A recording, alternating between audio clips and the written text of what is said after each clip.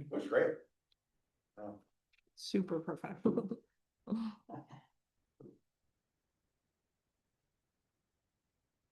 All right, looks like everybody's in. Good afternoon, everybody, and hello from. Let's get her some water. Sorry, I muted. Sorry. Oh, Yeah, I had to cough. She's professional. She muted her cough. Yeah, so we have Emily Sams here and Olivia Moultrie in preparation for the two matches on Saturday against Paraguay here in LA, and then up in Santa Barbara against Chile to start the year. We're right in the middle of January camp.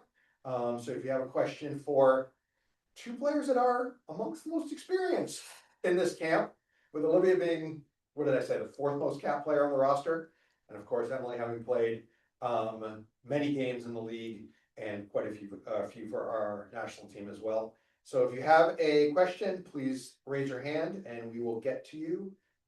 Sean, go ahead.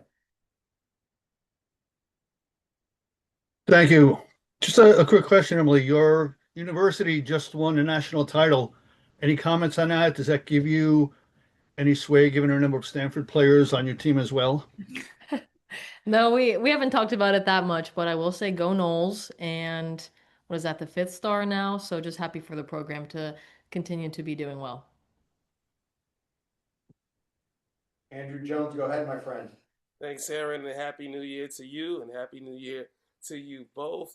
First for you, Emily, how's the new city being Los Angeles in terms of being Angel City FC, and how many cats do you and Dakota have right now?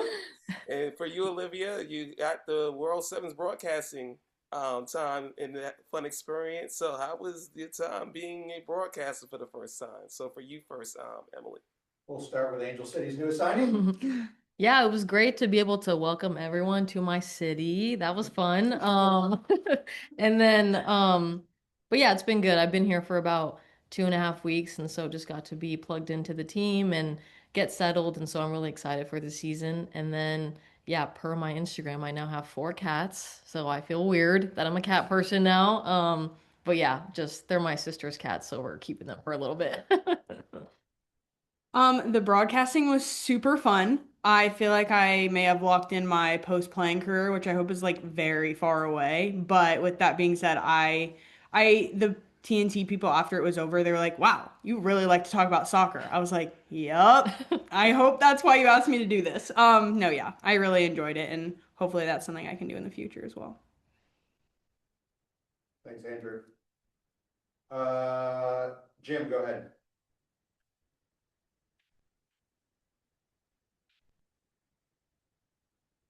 Still muted. Are you there, Jim? No, you dropped off. There we go. Yep, Oh, I got okay. it. Yep. Sorry about that. I was gonna say, first of all, you two look like rookies, not veterans, just by the look of it, the youthful look that both of you have. That's a compliment. Thank Thank you. Yeah. For sure. For sure. Emily, I'm going to start with you. Just a lot going on. I mean, obviously, new team. Just recently, about a month ago, you guys were ending the year playing the games against Italy and stuff. How have you used some free time? Do you seek out free time to just sort of rest up and get your mind right in preparation for not only now the international window opening up again, but not only the NWSL season?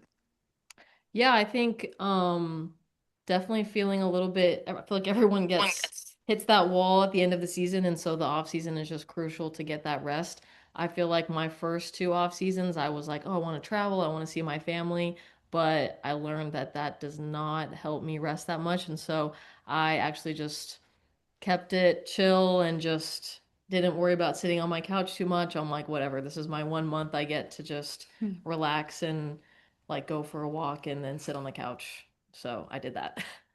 It's good. No, and you have the cats to join you for it. Yeah, exactly. And also balancing a move. So I had to take my time while I had it.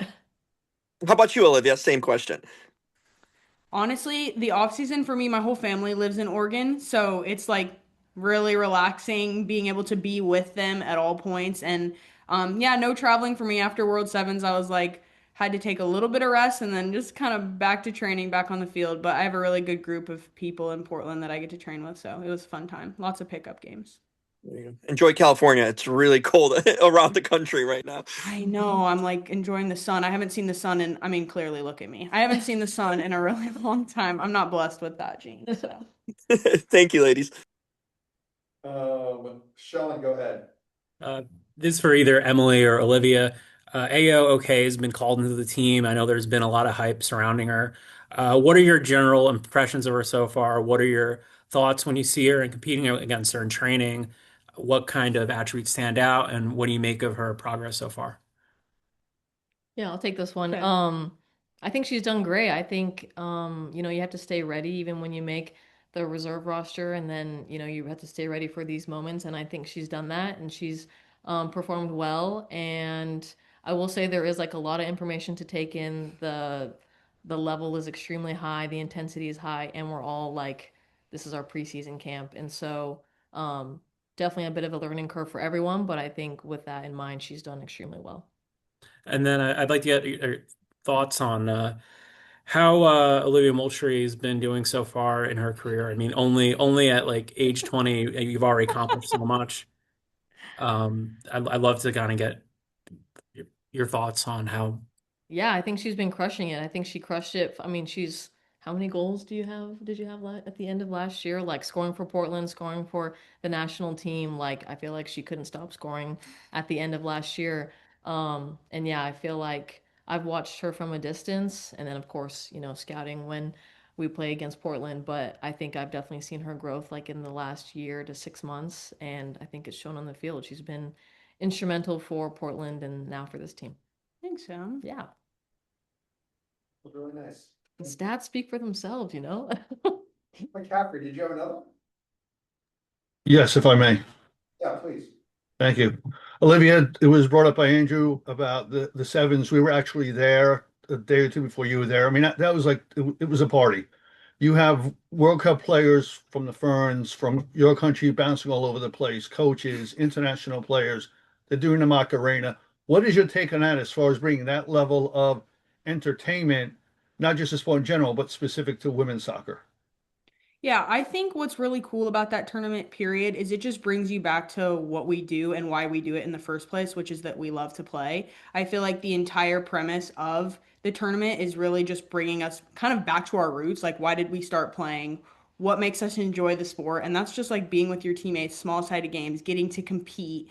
Obviously, competing for money, that makes it a little bit more fun. But I think, yeah, they just did a really good job balancing everything about that tournament in terms of players from different countries getting to experience it, playing against different levels, different cultures, and then obviously just like the most fun thing ever. You're playing small-sided with your teammates.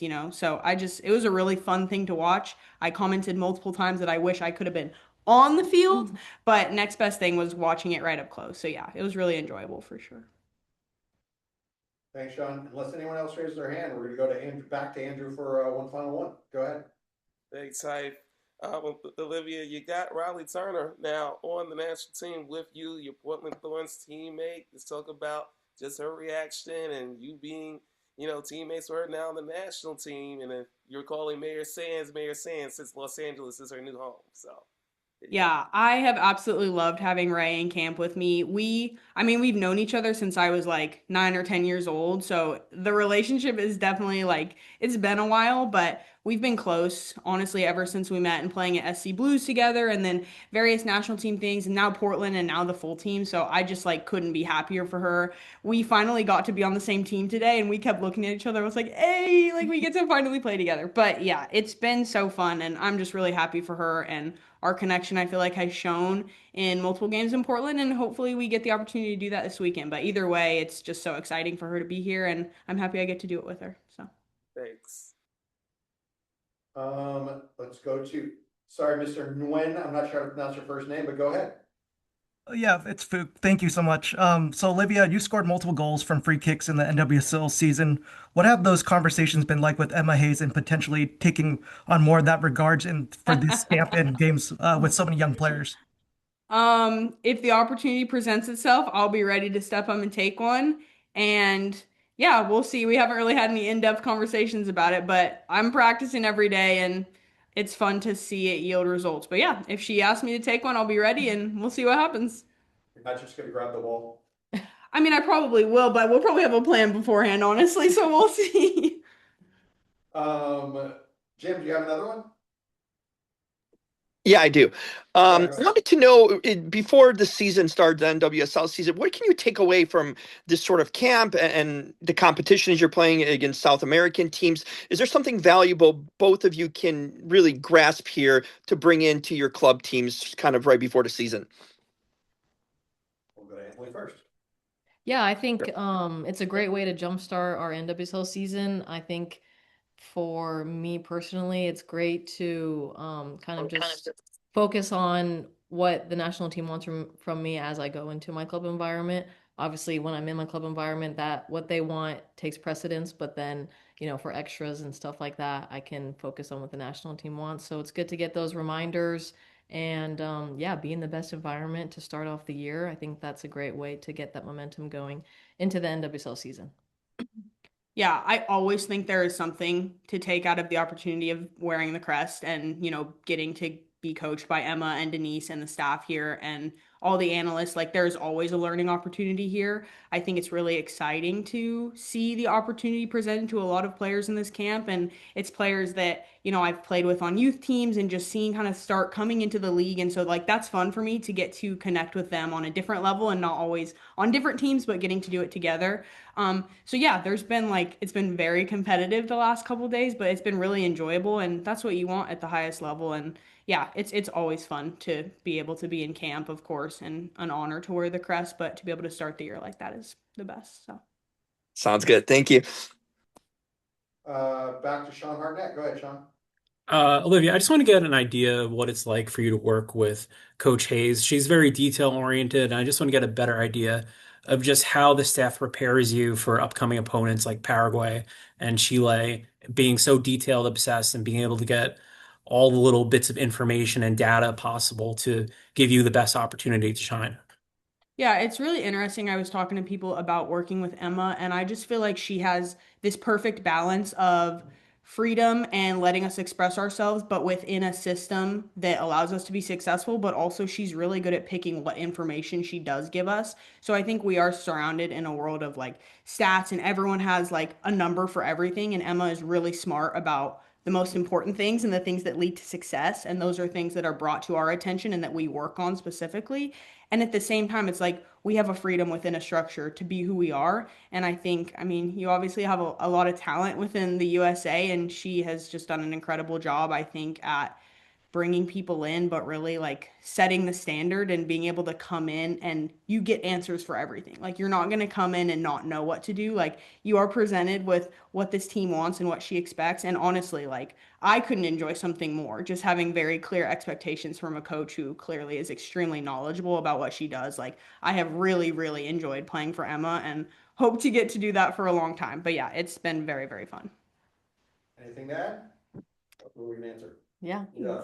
No, I would just say that, I mean, obviously Emma knows what it takes to be successful, and so she shares her knowledge with us and helps us, just with the information of what it takes to consistently play at a high level. And so I think she drops all these little nuggets that if you're paying attention and if you're applying it, like, your game is only going to grow. And so I really appreciate that from her. Awesome. Well, since there are no more hand raised, that is a good way to end it. We appreciate your time, and hopefully we'll see some of you at the Dignity Health Sports Park this weekend. Thanks, everybody. Thank you. Thank you. Yeah.